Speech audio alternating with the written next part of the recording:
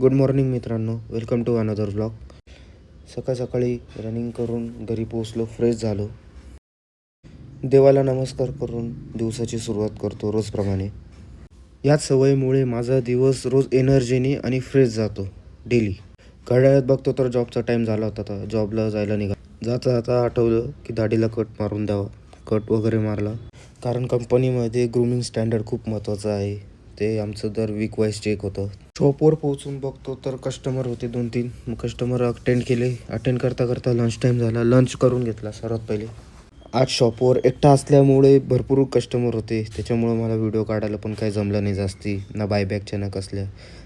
आणि रोजप्रमाणे टाईमपासवालेच कस्टमर जास्त येतं. त्याच्यामुळं कसा टाईम गेला काही समजलंच नाही. परत बघतो तर क्लोजिंग टाईम झालाच होता. मग आवरायला घेतलं घरी जायला. शॉप वगैरे क्लोज करून घेतल्या. लाईटी बंद केल्या शॉपच्या. शॉपवर काय आजचा दिवस एवढा खास गेला नाही. शॉपवरचा दिवस तर काय आज एवढा खास गेला नाही. सेल पण कमी होता. मॅनेजमेंट टीम पण बोलत होती. ते तर रोजचंच आहे. चला भेटूया आपण उद्याच्या ब्लॉगमध्ये. Tata, bye bye.